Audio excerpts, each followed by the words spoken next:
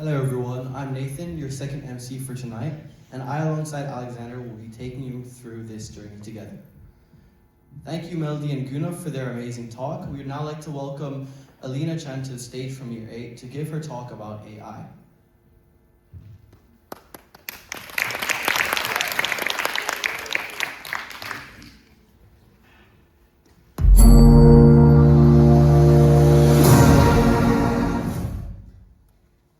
Good evening, everyone. I would like to start things off with a little secret. Sometimes when I'm typing into an AI chat assistant, or even just typing a prompt into a generator, I catch myself typing a please or thank you. I've even apologized when I made a mistake.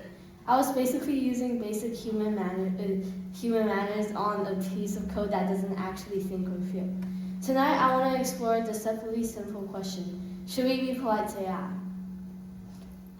Not because the AI deserves it, but because the answer tells us something important about ourselves.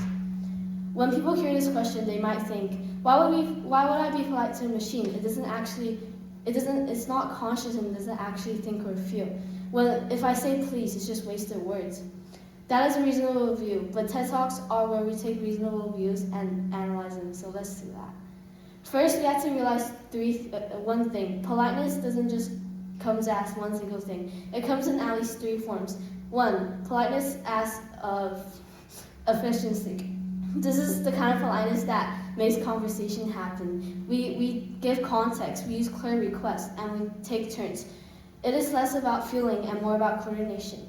Second, politeness as empathy. This is the kind of politeness that we use to protect someone's feeling. We soften our tone because we know they might get upset.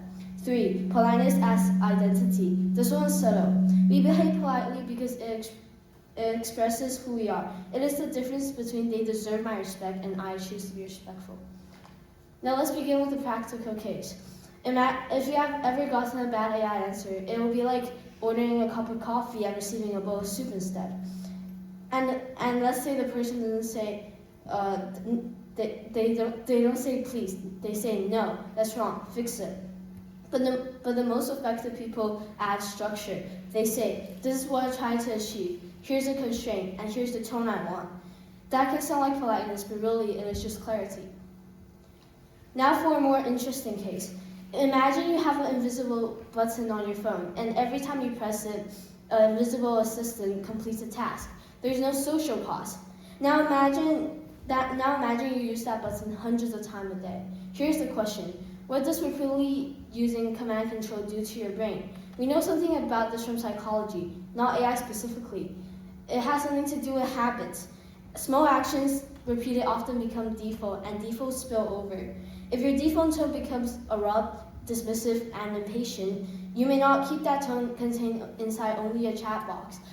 We know that because humans do not have separate personalities for online, work, and home. We only have one nervous system. So when someone says it is fine to be rude to a robot, the question to ask is it fine to practice rudeness for hours a week just because it doesn't hurt anyone directly? This is not about AI specifically, it is about yours. Politeness can also be a form of self-respect. Now we need to address the real concern. Some people are afraid that if we are polite to AI, we will start treating it like a real person. To treat it like a person, to blur boundaries, that is a serious risk. So let me be clear. Being polite is not the same as believing it is alive. You can say please to the elevator. You can say thank you to the GPS. You can even apologize to the table you bumped into. But that doesn't automatically make it human. It doesn't give it a childhood. Politeness in this context is the user's choice. It is a way of shaping your own behavior without assigning the AI a so. We can hold two truths at once. First, AI is a person, and the way we interact with tools can shape our character. There is one more reason to care. AI is a powerful technology, and power has a weird effect. When something feels too powerful, we start to feel entitled. We start to treat it as a servant. But here's the problem.